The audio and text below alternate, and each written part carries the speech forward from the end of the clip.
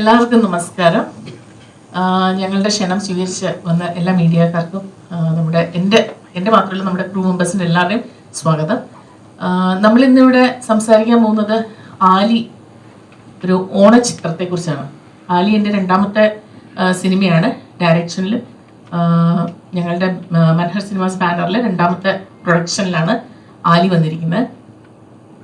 ഈ സിനിമയിൽ ഒരുപാട് പേര് അഭിനയിച്ചിട്ടുണ്ട്. ഒരുപാട് ടെക്നീഷ്യൻസ് വർക്ക് ചെയ്തിട്ടുണ്ട്. നിങ്ങൾക്ക് കാണാം അല്ലേ, ഒരുപാട് പേര് നമ്മുടെ കൂടെ ഉണ്ട്. ഒരുപാട് പേര് ഇതിൻ്റെ പിന്നിൽ നിൽക്കുന്നുണ്ട്. നമുക്ക് ഒരുപാട് ആഗ്രഹമുണ്ട് എല്ലാ പേരെയും നമുക്കിവിടെ ഉൾപ്പെടുത്തണം എന്നുള്ള കാര്യം. എല്ലാവരും ഇതിൽ അഭിനയിച്ചവരും വർക്ക് ചെയ്തവരുമാണ്. ഈ സിനിമ എന്തുകൊണ്ട് നിങ്ങൾ തിയേറ്ററിൽ പോയി കാണണം എന്ന് ഞാൻ ആവശ്യപ്പെടുന്നത്, ഇതൊരു റൊമാൻറ്റിക് മൂവിയാണ്. അതോടൊപ്പം തന്നെ ഒരു ഫാമിലി ചിത്രമാണ്. നിങ്ങൾക്ക് പോസ്റ്റർ കാണുമ്പോൾ മനസ്സിലാവുമല്ലോ ഇതൊരു ഫാമിലി ചിത്രവും കൂടെ ആണെന്നുള്ളത്.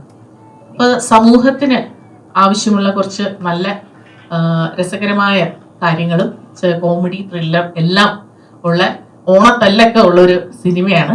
അപ്പോൾ ഈ ഓണത്തിന് ഓണസദ്യയായിട്ട് നിങ്ങൾ ഇത് കരുതിക്കൊണ്ട് ഞങ്ങളുടെ സിനിമ മാക്സിമം പബ്ലിസിറ്റി കൊടുത്തുകൊണ്ട് ഞങ്ങളുടെ സിനിമയെ വിജയിപ്പിക്കണം എന്ന് ഒരു ആവശ്യവും ഒരു റിക്വസ്റ്റുമാണ് എനിക്കുള്ളത്.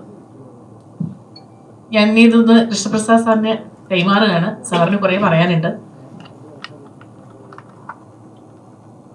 ആലി ഒരു ഓണത്തിന് ഇറങ്ങുന്ന, നിങ്ങൾക്കറിയാവുന്നതുപോലെ ഒരു വലിയ പടങ്ങൾ ഇറങ്ങുന്ന ഒരു സമയമാണല്ലോ ഓണം. എന്തായാലും ആ ഓണത്തിന് നമ്മുടെ നാടൻ വിഭവങ്ങളോടുകൂടിയ ഒരു സദ്യ കഴിക്കുന്ന ആസ്വാദനത്തിൽ നിങ്ങൾക്ക് പ്രേക്ഷകർക്ക് ഏവർക്കും ഇഷ്ടപ്പെടുന്ന ഒരു ചിത്രമാണ് ആലി. ആലി എന്ന് പറയുന്ന സെൻട്രൽ ക്യാരക്ടർ ചെയ്യുന്ന ഹീറോയിൻ്റെ ഫാദറിൻ്റെ വേഷമാണ് ഞാൻ ചെയ്തിരിക്കുന്നത്. വളരെ എന്താ പറയുക, ഞങ്ങളൊക്കെ ഒരു കുടുംബം പോലെ തന്നെ കഴിഞ്ഞ് ഞങ്ങളുടെ ഒരു കപ്പിത്താനാണല്ലോ ഡയറക്ടർ എന്ന് പറയുന്നത്. ഞങ്ങളെല്ലാം ഒരു കുടുംബം പോലെ തന്നെ ഇന്ന് ഈ ചിത്രം നിങ്ങളുടെ സമക്ഷം ഞങ്ങൾ സമർപ്പിക്കുകയാണ്. തീർച്ചയായും ഇതൊരു വിജയം ഞങ്ങൾ പ്രതീക്ഷിക്കുന്നു. വിജയം തരേണ്ടത് നിങ്ങളാണ്. അതിനുവേണ്ടി ആത്മാർത്ഥമായിട്ട് പ്രാർത്ഥിക്കുന്നു. അതോടൊപ്പം നിങ്ങളുടെ സപ്പോർട്ടും തേടുകയാണ്. നന്ദി. രജിത് സർ. വളരെയധികം പ്രതീക്ഷയോടെ ആകാംക്ഷയോടുകൂടി ഓഗസ്റ്റ് 14 ആവാൻ ഞാനും കാത്തിരിക്കുകയാണ്. കാരണം ആർട്ടിസ്റ്റ് എന്നുള്ള തലത്തിൽ നിന്നും മറ്റൊരു ടെക്നീഷ്യൻ ഒരു സ്ഥാനം ഡയറക്ടർ കൃഷ്ണ പ്രിയദർശൻ എനിക്ക് ഈ ഫിലിമിൽ തന്നിരുന്നു. അത് കാസ്റ്റിംഗ് ഡയറക്ടർ അല്ലെങ്കിൽ കാസ്റ്റിംഗ് ചീഫ് എന്ന് പറയുന്ന പോസ്റ്റിലായിരുന്നു.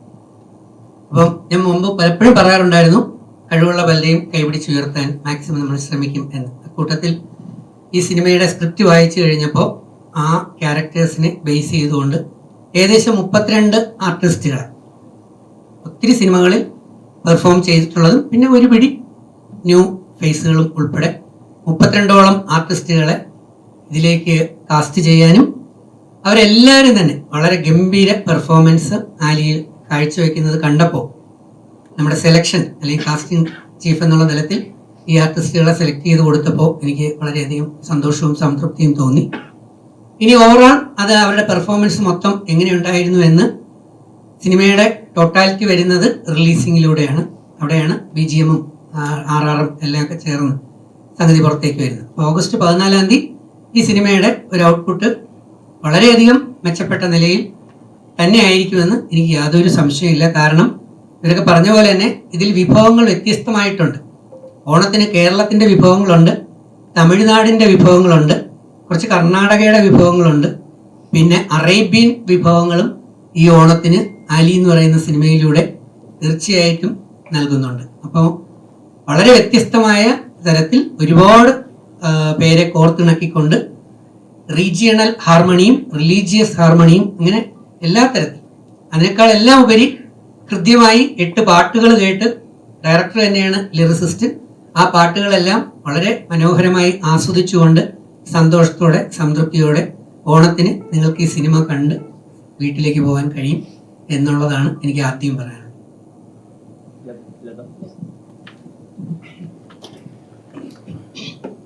എല്ലാവർക്കും നമസ്കാരം.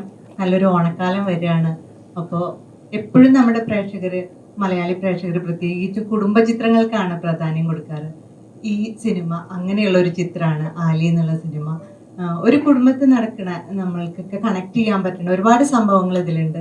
റൊമാൻസ് ഉണ്ട്, കോമഡി ഉണ്ട്, ത്രില്ലിങ് സബ്ജക്റ്റ് ഉണ്ട്, ഇമോഷണൽ സബ്ജക്റ്റ് ഉണ്ട്. അപ്പോൾ ഒരു പ്രേക്ഷകന് വേണ്ട എല്ലാ സംഭവവും ഈ ആലി എന്നുള്ള സിനിമയിലുണ്ട്. അപ്പോൾ അതിൽ നായികയുടെ അമ്മയായിട്ടാണ് ഞാൻ അഭിനയിച്ചിട്ടുള്ളത്. നല്ലൊരു ചിത്രമാണ്. ഇതിൽ എടുത്തു പറയാനുള്ളത് ലേഡി ഡയറക്ടറുടെ ഒരു മൂവിയാണ്. അപ്പോൾ ഞാൻ ആദ്യമായിട്ടാണ് ഒരു ലേഡി ഡയറക്ടറുടെ കൂടെ വർക്ക് ചെയ്യുന്നത്. എല്ലാവരും നന്നായിട്ട് തന്നെയാണ് നമ്മൾക്ക് ഒരു റോള് തരുമ്പോൾ നന്നായിട്ട് തന്നെ ചെയ്യാൻ പറ്റാറുണ്ട്. പക്ഷെ ആദ്യമായിട്ട് ഒരു ലേഡി ഡയറക്ടർ കൂടെ ചെയ്യുമ്പോൾ നമ്മൾ കൂടുതൽ കംഫർട്ടബിൾ ആയിരിക്കും. ആ ഒരു ഇതും കൂടി എനിക്ക് പറയാനുണ്ട്. പിന്നെ ഒരു ഫാമിലി അറ്റ്മോസ്ഫിയർ തന്നെയായിരുന്നു. ഒരു തറവാട്ടിൽ നടക്കുന്ന സംഭവങ്ങളാണത്. അപ്പോൾ ആ ഒരു ഫാമിലി അറ്റ്മോസ്ഫിയർ ഉണ്ടായിരുന്നു. ഓവറോൾ ഇതിൽ പാട്ടും എല്ലാം നിങ്ങൾക്ക് വേണ്ടത് ഇതിലുണ്ട്. അതുകൊണ്ട് എനിക്ക് ഉറപ്പുണ്ട് നിങ്ങൾക്ക് എല്ലാവർക്കും ഈ സിനിമ ഇഷ്ടപ്പെടുന്നു. നിങ്ങളെല്ലാവരും തിയേറ്ററിൽ തന്നെ പോയി കണ്ട് ഞങ്ങളെ സപ്പോർട്ട് ചെയ്യണം. Thank you. സൗരന് കൊടുക്കാം. നമ്മുടെ സിനിമയിൽ പുതിയ നായകനായിട്ടാണ് വന്നത്. പക്ഷെ മറ്റു സിനിമകളിലേക്ക് പിന്നെ അഭിനയിച്ചു, റിലീസും ആയതുകൊണ്ടല്ലേ. അതെ. അപ്പൊ ഇപ്പൊ നമ്മുടെ സിനിമ ആക്ച്വലി തുടക്കത്തില് നമ്മുടെ സിനിമയായിരുന്നു, അതിന് മുമ്പ് ചെയ്തോണ്ടിരിക്കുകയാണ്. നായകൻ റോള് നമ്മുടെ സിനിമയാണ് ചെയ്തുകൊണ്ടിരിക്കുന്നത്. അപ്പൊ ഇനിയിപ്പോ റിലീസ് ചെയ്യുമ്പോൾ ഫുൾ നല്ലൊരു നായകൻ. അതെ. എൻ്റെ പേര് സൗരവ് എന്നാണ്. എല്ലാവർക്കും അറിയുന്ന വഴിയില്ലാതെ. ആൻഡ് ആലി ഇപ്പം പറഞ്ഞ പോലെ എൻ്റെ 4ാമത്തെ പടമാണ് റിലീസാവുന്നത്. ബട്ട് ഹീറോ ആയിട്ട് വരുന്ന ഫസ്റ്റ് പടമാണ്. വൺ ഓഫ് ദ ഹീറോസ് നമുക്ക് പ്രജിൻ ചേട്ടനും കൈലാഷനൊക്കെ ഉണ്ട്. സോ ഒരു വെരി ഡിഫറെൻറ്റ് എക്സ്പീരിയൻസ് ആയിരുന്നു. ഇപ്പോൾ പറഞ്ഞ പോലെ എൻ്റെയും ഫസ്റ്റ് ഫീമെയിൽ ഡയറക്ടർ ആയിരുന്നു മാം.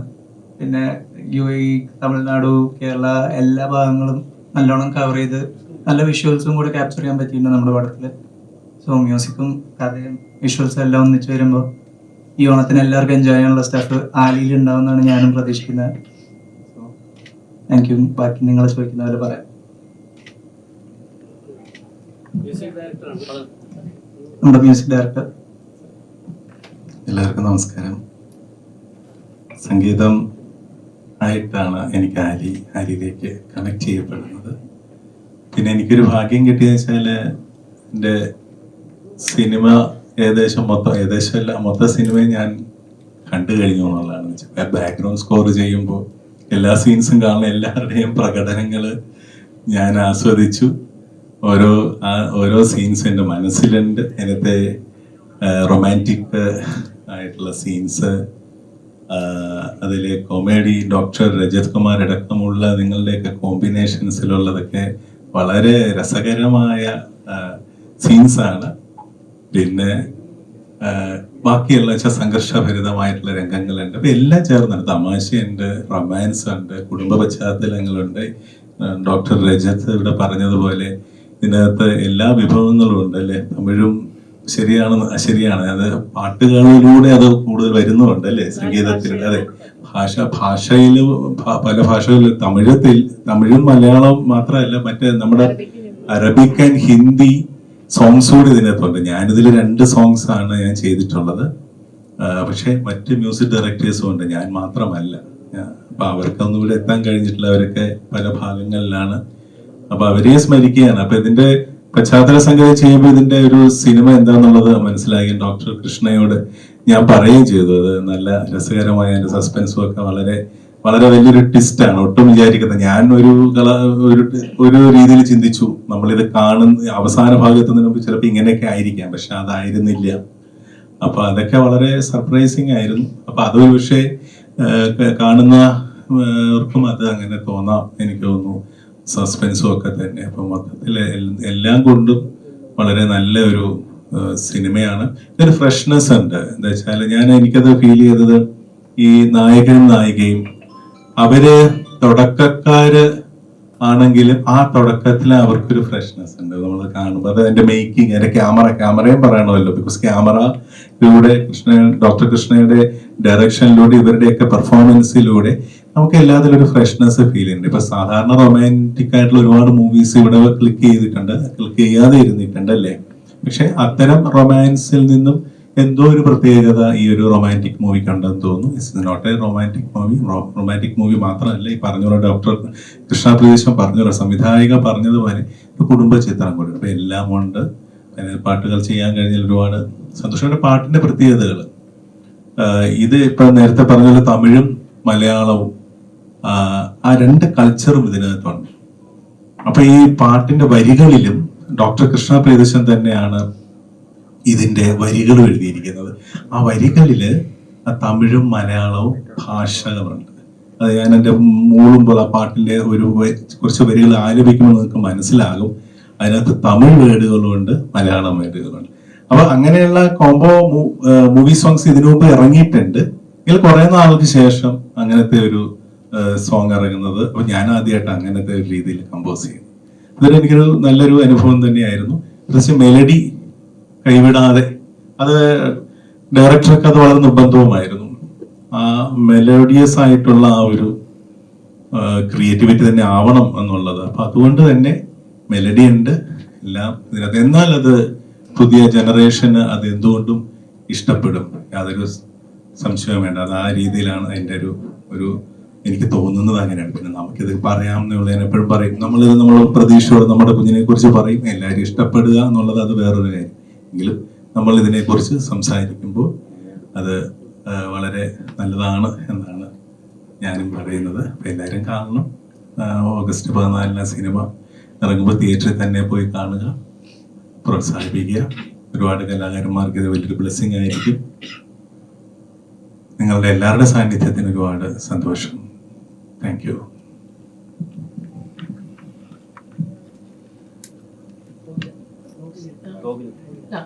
അത് ആർട്ടിസ്റ്റ് നമ്മൾ ഇരിക്കട്ടെ, കാര്യം തന്നെ കൊച്ചുകുട്ടിയല്ലേ. അത് നമുക്ക് ഷെജിന്റെ ഡിസ്ട്രിബ്യൂട്ടർ ഉണ്ട് നമ്മുടെ കൂടെ, ഷെജിൻ ലാൽ.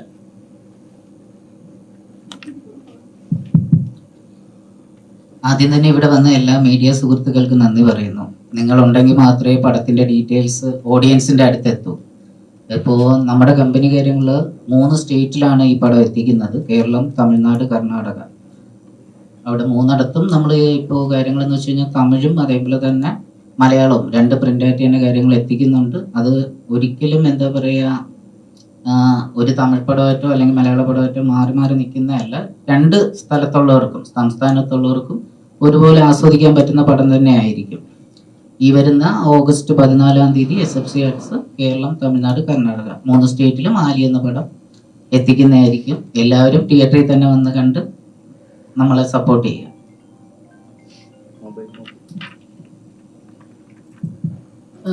ഇനി ജോബിസ് ചിറ്റിലപ്പള്ളി ഫാമിലി എന്നാണ്, അങ്ങനെ ഒരു ആക്ടർ ഇറങ്ങിയിട്ടുണ്ട് ഇപ്പം. അദ്ദേഹം അബുദാബിയിൽ നിന്ന് വന്നിരിക്കുകയാണ്. നിങ്ങൾ മീഡിയക്കാരെല്ലാവരും നമ്മളെ സപ്പോർട്ട് ചെയ്യുന്നതോടൊപ്പം അദ്ദേഹത്തെ സപ്പോർട്ട് ചെയ്യും. കാര്യം ഇനി വരും ജനറേഷനിലെ നെക്സ്റ്റ് ഇനി പുതിയ ആർട്ടിസ്റ്റുകൾ ഇറങ്ങണമല്ലോ മലയാള സിനിമയ്ക്ക് വാഗ്ദാനങ്ങളായിട്ട്. അങ്ങനെ കുറച്ച് പുതിയ ആർട്ടിസ്റ്റുകൾ നമ്മുടെ കൂടെ ഉണ്ട്.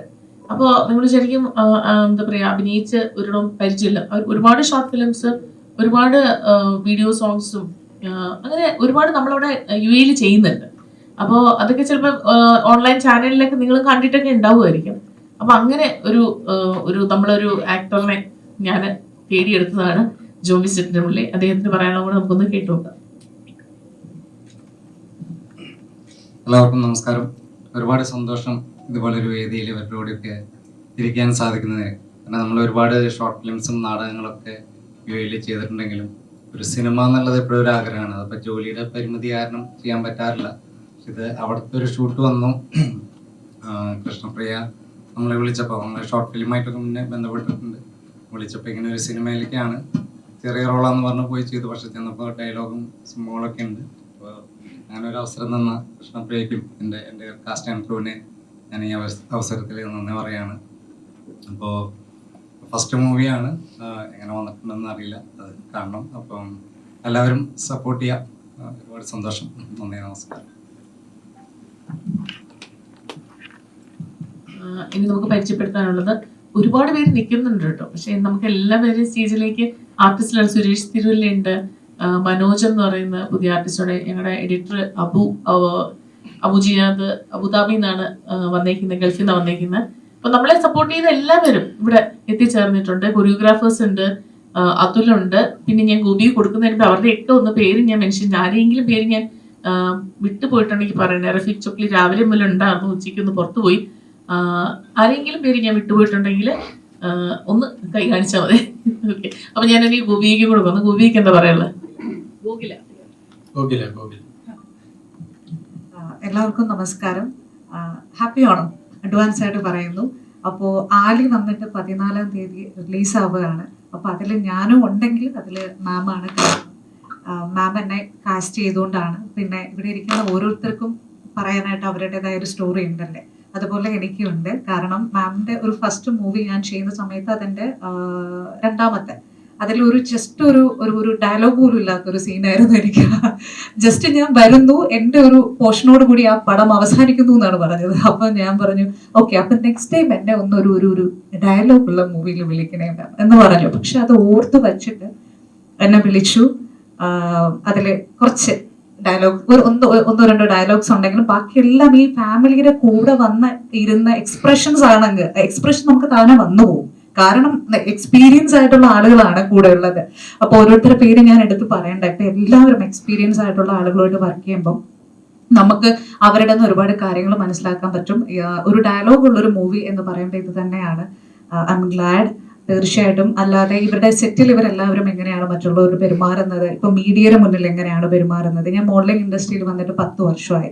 റാംവോക്ക് മോഡലാണ്. പക്ഷെ ഒരു ഫിലിം എനിക്ക് ഭയങ്കര ആഗ്രഹമുള്ളൊരു പോർഷനാണ്. ഞാൻ ഒരുപാട് ഓഡീഷൻസ് അറ്റൻഡ് ചെയ്ത ഒരാളാണ്. പക്ഷെ മാം എന്നെ ഒരു ഓഡീഷൻ അല്ല എടുത്തത്. ശരിക്കും പറഞ്ഞ് ക്യാമറയിൽ നോക്കി എൻ്റെ ഒരു പെർഫോമൻസ് നോക്കി പിന്നെ എനിക്കൊരു ഓപ്പർച്യൂണിറ്റി തരികയാണ് ചെയ്തത്. ആ ഓപ്പർച്യൂണിറ്റി എന്ന് പറയുന്നത് ചെറിയൊരു കാര്യമില്ല. ഐ എം റിയലി ഗ്ലാഡ് മാം. അപ്പം അവിടെ വന്ന സമയത്ത് ഇപ്പം എന്തെങ്കിലും നമ്മൾ മിസ്റ്റേക്കുകൾ വരികയാണെങ്കിൽ തന്നെ ഇപ്പൊ സീനിയേഴ്സ് ആയിട്ടുള്ള ആർട്ടിസ്റ്റുകളായിക്കോട്ടെ അവരെല്ലാവരും നമ്മളോട് വന്ന് പറയാൻ വില്ലിങ് ആണ്. ഇത് കൊള്ളായിരുന്നു കേട്ടോ, അപ്രീഷിയേറ്റ് ചെയ്യുന്നുണ്ട്. പിന്നെ കൂടാതെ തന്നെ എവിടെയൊക്കെയാണ് ക്യാമറ ഉള്ളതെന്ന് ഇവർക്ക് വ്യക്തമായിട്ട് അറിയാം. അപ്പൊ നമ്മളിപ്പോ ഒരു ആംഗിളിൽ നിൽക്കുമ്പോൾ ഞാൻ അതിന് വിസിബിൾ അല്ലെങ്കിലും പറഞ്ഞു തരുന്നുണ്ട്, ഗോകുല കുറച്ചൊന്ന് നേരെ നിന്നാൽ നിന്നെ വ്യക്തമായിട്ട് കിട്ടും, ഇല്ലെങ്കിൽ കിട്ടില്ല. അങ്ങനെ പറഞ്ഞു തരാനുള്ള ഒരു വില്ലിങ് സീനിയേഴ്സിനായിരുന്നാലും മാമിനും ഉണ്ട്. I am really GLAAD. കൂടുതൽ സംസാരിച്ചാൽ പറഞ്ഞുകൊണ്ടേയിരിക്കും. തീർച്ചയായിട്ടും ഇതിന്റെ ഭാഗം ആവാൻ പറ്റിയൊരു സന്തോഷം. ഒരു ഫാമിലി ഓറിയന്റഡ് മൂവിയാണ്. അപ്പം ഏതാണ് ക്യാമറയുടെ കാര്യം അതിന് സാറാണ് പറഞ്ഞത്. പിന്നെ ക്യാമറ ഫേസിൽ പറയും രജി സാറാ പറഞ്ഞ്, മാം പറഞ്ഞു, സാറ് പറഞ്ഞു, ചേച്ചി പറഞ്ഞു. മേക്കപ്പിന്റെ കാര്യം ആയിക്കോട്ടെ, കുറച്ച് ഓയിലി ആണ്, കുറച്ചും കൂടെ ഒന്ന് ബെറ്റർ ആക്കാൻ മാം പറഞ്ഞു, ഡയറക്ടർ പറഞ്ഞു. കുറെ കാര്യങ്ങൾ പറയാനാണെങ്കിൽ ഒരുപാടുണ്ട്. ഇതൊരു ഫാമിലി ഓറിയന്റഡ് മൂവിയാണ്.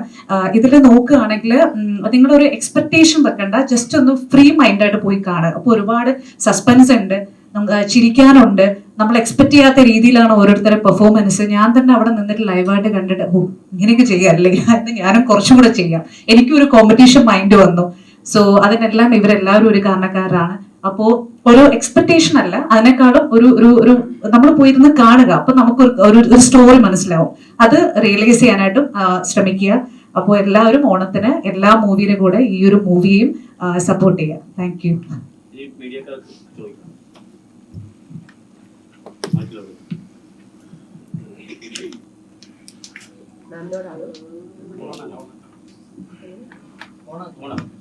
ഹലോ, നവിനോടാണ്.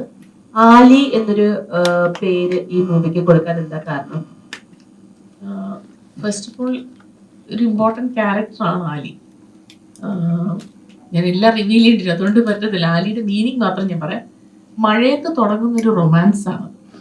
അപ്പം മെയിൻലി നമ്മൾ പറഞ്ഞല്ലോ ഇവിടെ റൊമാൻസിന് ഇമ്പോർട്ടൻസ് കൊടുക്കുന്നൊരു മൂവി കൂടെയാണ്. അപ്പോൾ ഒരു യാദൃശ്ചികമായി പെയ്യുന്ന ഒരു മഴയത്ത്, ഒരു നല്ല മഴയാണ്, ആ മഴയത്ത് തുടങ്ങിയ ഒരു മുട്ടിട്ട പ്രണയം. അപ്പോൾ അതിനെ ഓർക്കാൻ വേണ്ടിയിട്ടാണ് ആലി എന്നിട്ട്. ആലി എന്ന് പറഞ്ഞ മീനിങ് ആലിപ്പഴം കേട്ടിട്ടുണ്ടല്ലോ, ഹെയിൽ സ്റ്റോം എന്നുള്ളതാണ്. അപ്പം അതുകൊണ്ടാണ് ആലി എന്നിട്ട്. ഞാൻ തന്നെയാണോ ഇതിലെ ആക്ടേഴ്സിനെയൊക്കെ സെലക്ട് ചെയ്തെടുക്കുന്നത്? ആരെയാണ് ഇതിൽ അഭിനയിച്ചിരിക്കുന്നവരെയൊക്കെ സെലക്ട് ചെയ്തത്? നേരത്തെ സാറ് പറഞ്ഞല്ലോ, കാസ്റ്റിംഗ് ഡയറക്ടറായിട്ട് സാർ തന്നെ ഉണ്ടായിരുന്നു, ചീഫായിട്ട് സാറാണ് നിന്നിരുന്നത്. പിന്നെ ചിലരുടെയൊക്കെ ഇപ്പൊ നായികയാണെങ്കിലും നായകനാണെങ്കിലും ഞാൻ 1 വർഷം മുമ്പേക്കാണ് നായകനെ സെലക്ട് ചെയ്തത്. കാരണം ഞാൻ കഥ എഴുതിക്കൊണ്ടിരുന്ന സമയത്ത് എൻ്റെ മനസ്സിലേക്ക് ഉണ്ടായിരുന്ന ഒരു ഹീറോനെ ഞാൻ എൻ്റെ ഫസ്റ്റ് ഫിലിമിന്റെ ഇതുപോലെ പ്രൊമോഷൻ ടൈമിൽ വരിക, ഇങ്ങനെ എൻ്റെ അടുത്ത് വന്നിട്ട് എന്നോട് സംസാരിക്കുകയാണ്. അപ്പോൾ ഞാൻ ശരിക്കും അതിശയപ്പെട്ടു പോയി. ഞാൻ എഴുതി വെച്ച കഥാപാത്രം എൻ്റെ മുമ്പിൽ വന്ന് നിൽക്കുന്നു.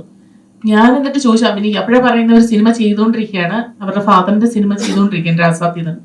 അപ്പൊ ഞാൻ പറഞ്ഞു ഞാൻ അഭിനയിക്കാൻ വിളിച്ചാൽ വരുമോ എന്ന് ചോദിച്ചു. തീർച്ചയായിട്ടും വരാൻ പറഞ്ഞു. അപ്പൊ ലോങ് ഹെയർ ഒക്കെ ഉണ്ട് സൗരഭിന് പോലും അത് അറിയത്തില്ല. പക്ഷെ എൻ്റെ മനസ്സിൽ ഞാൻ ഞെട്ടി, എൻ്റെ ഈ ക്യാരക്ടർ ഒന്ന് എൻ്റെ മുന്നിൽ നിൽക്കുമ്പോൾ. ഞാൻ സൗരഭിനെ പിന്നെ 6 മാസം കഴിഞ്ഞിട്ട് ഞാൻ വിളിച്ചു, ഞാൻ സിനിമ തുടങ്ങുകയാണ്, അതുകൊണ്ട് വന്ന് അഭിനയിക്കണം. He was ready to come. അങ്ങനെ അതുപോലെ തന്നെ നായികയെ കുറേ സെർച്ച് ചെയ്ത് കുറേ ഷോർട്ട് ഫിലിംസിൽ നിന്നൊക്കെ സെർച്ച് ചെയ്ത് എനിക്ക് ആക്ച്വലി ഒരു നായികൻ നമ്മൾ ചോദിച്ചിരുന്നു. എനിക്ക് അവരായിരുന്നു എൻ്റെ മനസ്സിലുള്ളത്. പക്ഷെ നമുക്ക് ആ സമയത്ത് അവരെ കിട്ടത്തില്ല എന്നുള്ളതായിരുന്നു. അങ്ങനെ അതെ. എന്നിട്ട് അത് കഴിഞ്ഞപ്പോൾ ഞാൻ പറയുന്ന ഫ്രഷ് ഫേസ് നമുക്ക് നോക്കാം. ഒരു ഷോർട്ട് ഫിലിമെങ്കിലും അഭിനയിച്ച ഒരു നമുക്ക് ചിലപ്പോൾ കിട്ടുന്ന ഒരു ഷോർട്ട് ഫിലിം ആയിരിക്കും. പക്ഷെ അതിൽ നമുക്ക് അഭിനയിക്കാനുള്ള ചെറിയ സാഹചര്യം നമുക്ക് യൂസ് ചെയ്യാൻ കഴിഞ്ഞാൽ അങ്ങനെയുള്ള ഒരാളെ ആയാലും മതി. അങ്ങനെ നോക്കി ഒരു ഞാൻ എൻ്റെ മനസ്സിൽ ഉണ്ടായിരുന്ന ആലി എന്ന് പറയുന്ന ഒരു പെൺകുട്ടീനെയാണ് സെലക്ട് ചെയ്തത്. അപ്പൊ അത് ആ പെൺകുട്ടീനെ വെച്ചിട്ടാണ് തന്നെ ഷൂട്ട് ചെയ്തത്. ആദ്യ സ്റ്റെപ്പുകളിൽ സീൻസ് എഴുതുമ്പോൾ ഓരോ സീൻസ് എഴുതി കഴിയുമ്പോഴും എന്നെ വിളിച്ച് കൃത്യമായിട്ട് ഇത് പറയാം. ഒരു കാര്യം ഞാൻ ഒന്നുകൂടെ ബ്രോഡ് മൈൻഡ് സമ്മാനിച്ചു പറ്റും. ഇപ്പൊ പറഞ്ഞില്ലേ, ഈ ഞാൻ കാസ്റ്റ് ചെയ്ത ഒരു ആർട്ടിസ്റ്റിനെ പോലും വേണ്ടാന്ന് പറഞ്ഞ് മാറ്റിയിട്ടില്ല. കാസ്റ്റ് ചെയ്തതിനെ അങ്ങനെ തന്നെ എടുത്ത് അവരെല്ലാവരും നല്ല രീതിയിൽ ട്രീറ്റ് ചെയ്ത ആളാണ് കൃഷ്ണൻ. പിന്നെ പ്രവാസി ലോകത്തുനിന്ന് നമ്മൾ കുറച്ചുപേരെയും കൂടെ സെലക്ട് ചെയ്തു. അവിടെ മ്യൂസിക് ചെയ്ത സാറിനോടാണ്. ഇതില് 2 പാട്ടുകൾ ചെയ്തു എന്ന് പറഞ്ഞു. അതിലെ ഒരു ഏറ്റവും ഇമ്പോർട്ടന്റ് ആയ പാട്ട്, താങ്കളുടെ മനസ്സിൽ പറഞ്ഞ ആ ഒരു പാട്ടിലെ കുറച്ച് വരികളൊന്നും പാടാമോ? 2 പാട്ടുകളും ഞാൻ ചെയ്ത 2 പാട്ടുകളെ ചെയ്തിട്ടുള്ളൂ. ബാക്കി മറ്റു മ്യൂസിക് ഡയറക്ടേഴ്സ് ഉണ്ട്. ഞാൻ തന്നെ പാടണമെന്നുള്ളത് ഡോക്ടർ കൃഷ്ണയുടെ ആഗ്രഹം കൊണ്ടും എന്തോ സൗരവിന്റെ നായകനുമായിട്ട് എന്തോ ഒരു ബ്ലെൻഡ്, എൻ്റെ വോയിസും ഒക്കെ എന്തോ മാച്ച് പോലത്തെ. എനിക്ക് പക്ഷേ ഡൗട്ടായിരുന്നു വെച്ചാൽ വളരെ യങ് ഏജിലേക്ക് എൻ്റെ വോയിസ് എത്രത്തോളം മാച്ച് ആകും എന്നൊക്കെയുള്ള എനിക്കൊരു സംശയം ഉണ്ടായിരുന്നു. ഞാനത് പറയുകയും ചെയ്തു. അപ്പം വേറെ സിംഗേഴ്സിനെ നോക്കിയപ്പോൾ നമ്മൾ ട്രാക്ക് പാടുമ്പോൾ ഉള്ളിലുള്ള സംഗീതങ്ങളോട് നമ്മൾ ഒരുപാട് നന്നായിട്ട് പാടിയിടും. അതിലേറെ നന്നായിട്ട് പാടാൻ പറ്റുന്ന സിംഗേഴ്സ് വരുമ്പോഴാണല്ലോ പാട്ട് കൂടുതൽ നന്നാവുന്നത്, അല്ലേ? അപ്പം ഷാനാണ് പറഞ്ഞത് ഞാൻ തന്നെ പാടിയാൽ മതി, പിന്നെ അത് എൻ്റെ ഒരു അങ്ങനെ സംഭവിച്ചു എന്ന് പറഞ്ഞാൽ മതി. അതിലെ ആലി എന്ന് പറയുന്ന സിനിമയുടെ പേര് ആലി എന്നാണല്ലോ. അപ്പൊ അത് നമുക്ക് ആലി എന്ന് പറയുന്ന ആ പാട്ട് ആലി എന്ന് തന്നെ തുടങ്ങുന്നത് കൃഷ്ണൻ തന്നെ എഴുതിയത്. അതിന്റെ ഒരു 3-4 വരി ഓപ്പണിങ് ചെയ്യാൻ പാടും.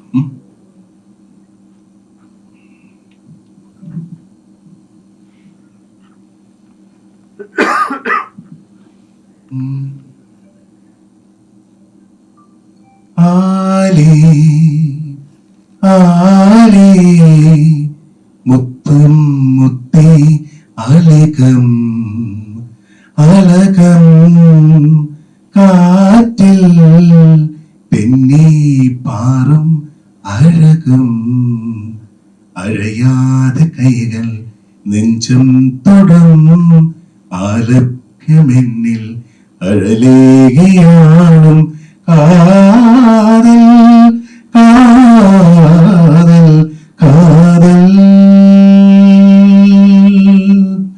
ആലി ആലി മുത്തം മുത്തി അലികം. ഇതാണ് ആലി എന്നുള്ള ടൈറ്റിൽ സോങ്. ഒരു സോങ് കൂടെ ഉണ്ട്, അത് കുറച്ചുകൂടെ ഡിഫറെന്റ് ആണ്. അത് കുറച്ചുകൂടെ ഈ മോഡേൺ രീതിയിൽ, അതും കൂടെ ഞാൻ 4 വരി പാടാത്. നിൻ അരികിൽ ഞാനെത്താം കിനാവിൽ കണ്ട പോലെ, നിൻ മിഴിയിൽ ഞാൻ മഴയായി നെഞ്ചോട് സൊല്ലാത്തപ്പോഴോ, നിമിഷമേ വേഗം കടന്നു പോവൂ, ദിനമേ വേഗം മറഞ്ഞു പോ, എൻ ജീവനേ നീ എൻ ശ്വാസമേ, നിൻ അരികിൽ ഞാനെത്താം കിനാവിൽ കണ്ട പോലെ, നിൻ മിഴിയിൽ ഞാൻ മഴയായി നെഞ്ചോട് സൊല്ലാത്തപ്പോഴോ. ഇങ്ങനെ 2 പാട്ടുകളാണ് ഞാൻ സംഗീതിച്ചത്. ഞാൻ നേരത്തെ പറഞ്ഞ പോലെ തമിഴ് വാക്കുകളും ഉണ്ട് അതിനകത്ത്. പാടാൻ വേറൊരു പ്രത്യേക ഒരു സുഖം മലയാളത്തിന്റെ കൂടെ തമിഴ്. Thank you.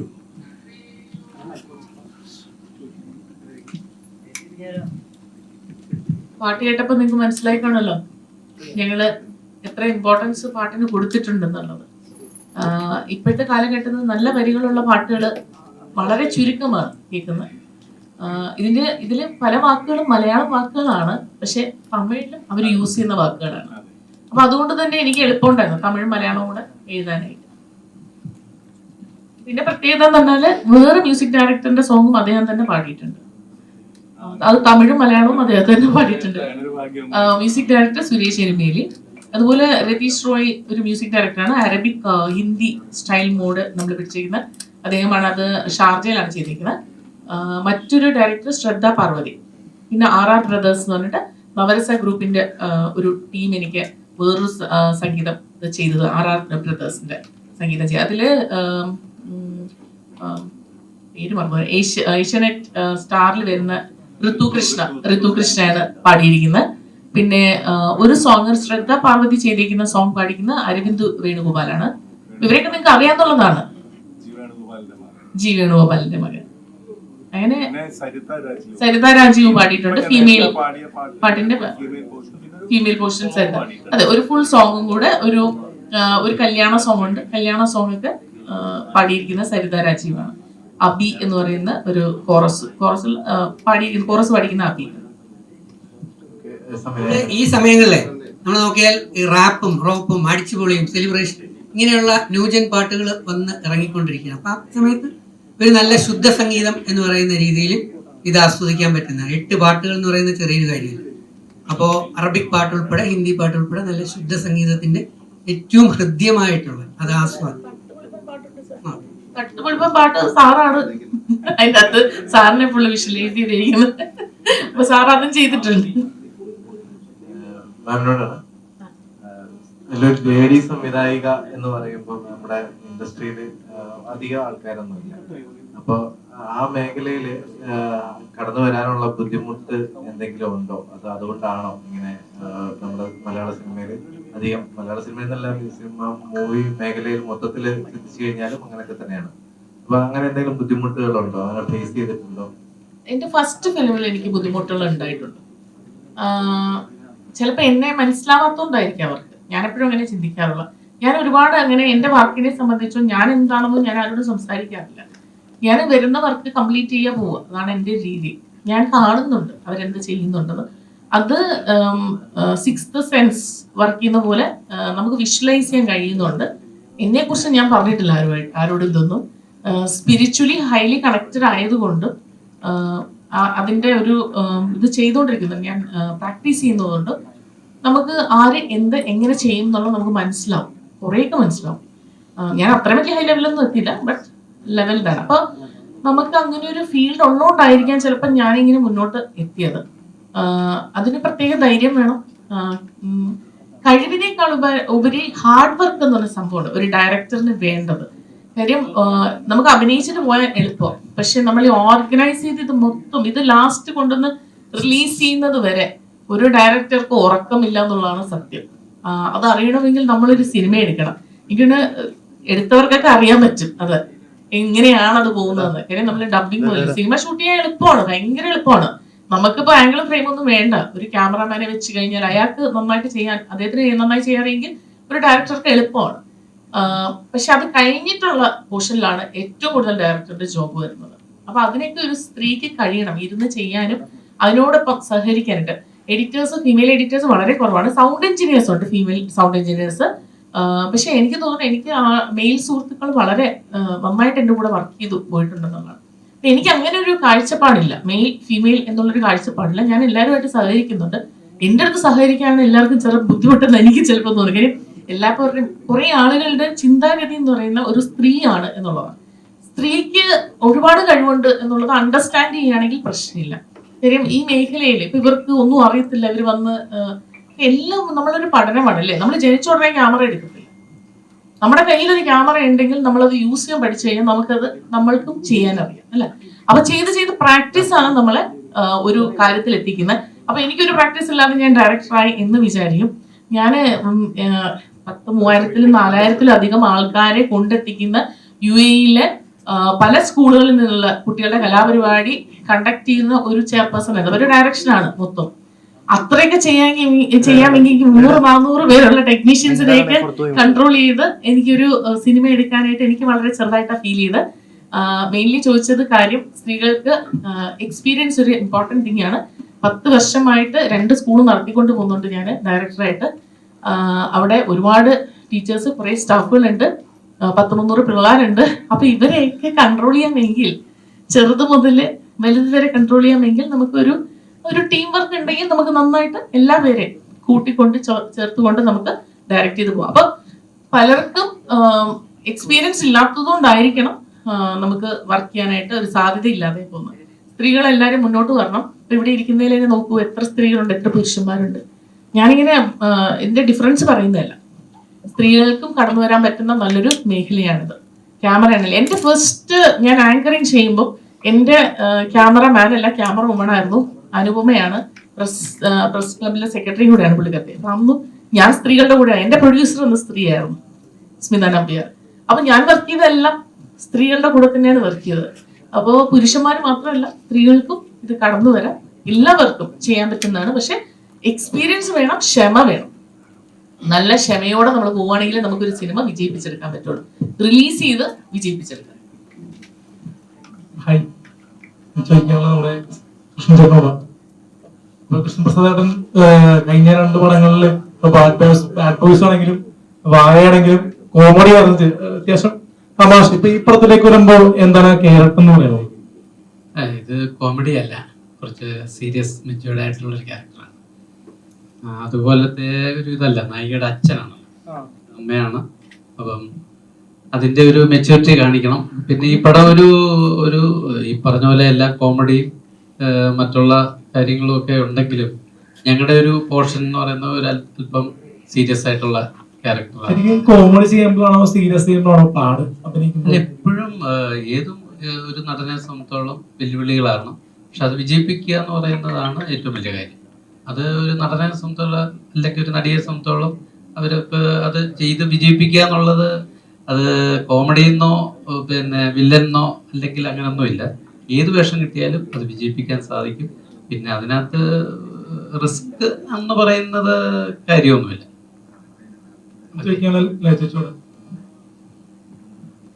കഴിഞ്ഞ വർഷങ്ങളിൽ ഇറങ്ങിയ പ്രിൻസ് ആൻഡ് ഫാമിലി എന്ന പടത്തിൽ ദിലീപിനോട് വർക്ക് ചെയ്തല്ലോ. അപ്പൊ ആ പടത്തിൽ നിന്നും ഈ ഒരു പടത്തിലേക്ക് എത്തുമ്പോൾ അഭിനയിക്കുമ്പോൾ എക്സ്പീരിയൻസ് എങ്ങനെയുണ്ട്? ആ ദിലീപിനോട് അഭിനയിച്ചപ്പോൾ ഒരു എക്സ്പീരിയൻസ് പറയാമോ? ഇപ്പോ ആ പടം കണ്ടു പടമാണ്, എന്നാലും ചോദിച്ചത് കണ്ടപ്പോ. ദിലീപേട്ടന്റെ കൂടെ അഭിനയിച്ചതെന്ന് പറഞ്ഞാൽ ആ ക്യാരക്ടർ പോലെയല്ല ഇതിലൊരു ടിപ്പിക്കൽ അമ്മ. പേടിയുണ്ടാവും ദിലീപേട്ടനോട് അഭിനയിച്ചപ്പോ? പേടിയിൽ കൂടുതൽ ഒരു എക്സൈറ്റ്മെന്റ് ഉണ്ടായിരുന്നു. നമ്മള് ചെറുപ്പത്തിലെ തൊട്ട് നമ്മൾ ഒരുപാട് ചിരിപ്പിച്ചിട്ടുള്ള ഒരാളുടെ കൂടെ അഭിനയിക്കാൻ ഒരു അവസരം കിട്ടിയപ്പോ ഭയങ്കര എക്സൈറ്റ്മെന്റ് ഉണ്ടായിരുന്നു, പേടി ഉണ്ടായിരുന്നു. ഒരു കോമഡി ഞാൻ ചെയ്തിട്ടുണ്ടായിരുന്നില്ല. അല്ല, അതില് കാസ്റ്റിംഗ് ഡയറക്ടർ ബിനോയ് നമ്പാലയായിരുന്നു. വേറൊരു പടത്തിന്റെ ഒരു പരിചയത്തില് എന്നോട് വന്ന് ഒന്ന് ഓഡീഷൻ കൊടുക്കണം എന്ന് പറഞ്ഞു. അവിടെ ചെന്നപ്പോൾ മീറ്റിംഗ് എന്ന് പറഞ്ഞിരുന്നത്, അവിടെ ചെന്നപ്പോൾ ഓഡീഷൻ ആയിരുന്നു. ഓഡീഷൻ ചെയ്തപ്പോൾ ഡയറക്ടർക്കും സ്ക്രിപ്റ്റ് റൈറ്റർക്കും ഇഷ്ടപ്പെട്ടു. അന്ന് തന്നെ കൺഫേം ചെയ്തു. പക്ഷെ ആ സമയത്തൊന്നും എനിക്ക് പ്രിൻസായിട്ട് വരുന്നത് ദിലീപേട്ടനാണെന്ന് അറിയില്ലായിരുന്നു. നെക്സ്റ്റ് ഡേ ആണ് എന്നോട് പറയുന്നത് ദിലീപേട്ടനാണ്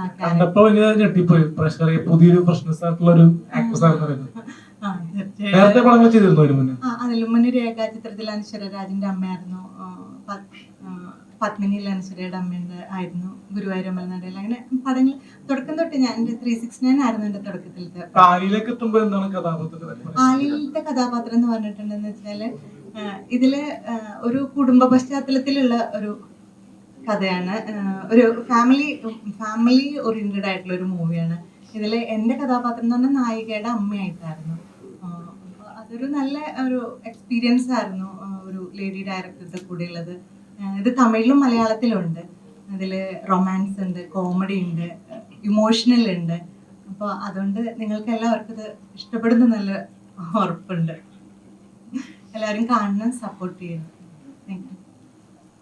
നായകനോടാണ്.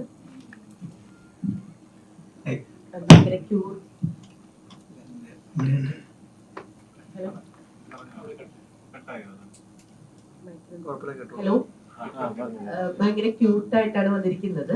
അപ്പൊ ഈ നായിക വേഷത്തിലും ആ ഒരു ക്യൂട്ട്നെസ് ആണോ ഉള്ളത്?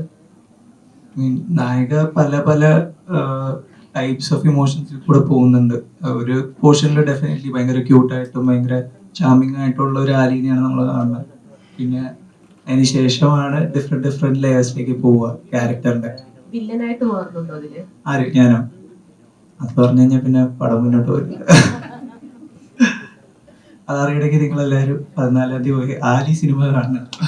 അല്ല, കുറച്ച് ഹൈഡ് ചെയ്ത് സംസാരിക്കുന്നത് പോലെ ഫീൽ ചെയ്യുന്നുണ്ട്. അപ്പൊ ആലി അങ്ങനെ ഒരു ഹൈഡ് ഞാനിങ്ങനെ കുറെ വീഡിയോസ് കണ്ടിട്ടുണ്ട്. ഹീറോ തന്നെ വന്നിട്ട് പടത്തിന്റെ സ്പോയിലർ ഒക്കെ പറയണുണ്ട്. ഞാൻ അങ്ങനെ ഒന്നും പറയില്ല എന്നുള്ളൊരു പ്രാർത്ഥനയിലാണ് ഞാൻ. അതെ, സസ്പെൻസ് പോയി പടം എന്റെ പണി പോയി. എനിക്ക് അടുത്ത പടം വേണം ഗൈസ്. അല്ല, ഈ മുഖത്ത് മാത്രമേ ക്യൂട്ട്നെസ് ഉണ്ടുള്ളൂ. തമ്പുരാന്റെ മുഖത്ത് നല്ല ക്യൂട്ട്നെസ് ഉണ്ട്. ഇവിടെ നല്ല ക്യൂട്ട്നെസ് ഉണ്ട്. അവിടെയുണ്ട് ക്യൂട്ട്നെസ്. നായകന്റെ ക്യൂട്ട്നെസ് അല്ലേ വാരി വിതറിയിരിക്കുകയാണ് അല്ലേ.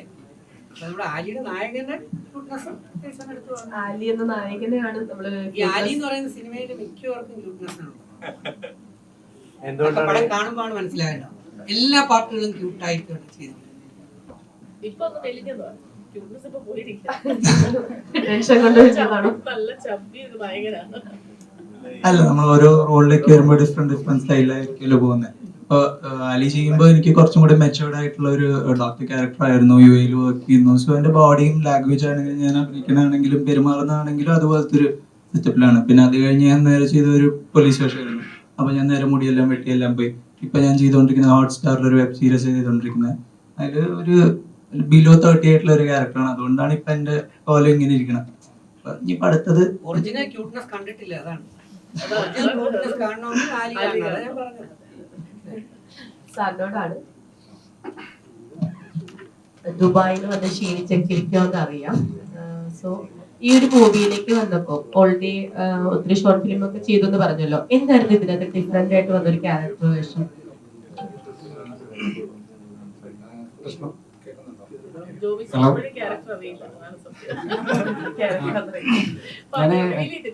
കൃഷ്ണപ്രിയനെ ഒരു 10 വർഷം മുമ്പ് ഒരു ഷോർട്ട് ഫിലിമിന്റെ ഇതായിട്ടാണ് ഞങ്ങൾ പരിചയപ്പെട്ടത്. അപ്പൊ ആ വേഷം എന്റെ ഫേസ് അതിനെ പറ്റിയതല്ല എന്ന് പറഞ്ഞിട്ടൊന്നും ചെയ്തിരുന്നില്ല. പക്ഷെ അത് മനസ്സിൽ വെച്ചിട്ട് പിന്നീട് ഈ മൂവി വന്നപ്പോഴാണ് എന്നെ വിളിച്ചത്. അപ്പൊ ഞാൻ മൂവി എന്ന് പറഞ്ഞപ്പോൾ എന്തെങ്കിലും ഒരു പാസിംഗ് സീനാവെന്ന് വിചാരിച്ചത്. പക്ഷെ ചെന്നപ്പോൾ 2 ദിവസം എന്റെ സ്ക്രിപ്റ്റ് മാത്രമേ ഞാൻ കണ്ടിട്ടുള്ളൂ. ഒരു ഡോക്ടറുടെ വേഷമായിരുന്നു, ഡയലോഗ്സ് ഒക്കെ ഉള്ള ഒരു വേഷം. ഒരു മൂവിയിൽ ആദ്യമായിട്ട് അഭിനയിക്കണമെങ്കിൽ ഭയങ്കര കംഫർട്ടബിൾ ആയിരുന്നു. നല്ല നമുക്ക് ഒരു മൂവി ചെയ്യണ ഒരു ടെൻഷനൊന്നും തന്നിരുന്നില്ല. വളരെ കംഫർട്ടബിൾ. അതിൻ്റെ കൂടെ പിന്നെ കോമ്പിനേഷൻ സീനിലുണ്ടായിരുന്ന സൗരവമാണ്. എല്ലാവരും നല്ലൊരു ടീം വർക്കായിട്ട് നല്ല രീതിയിൽ ചെയ്യാൻ പറ്റി. അവിടെ നല്ല ക്യൂട്ട്നെസ് ഉണ്ട്, കണ്ടില്ലേ? നല്ല ക്യൂട്ട്നെസ്.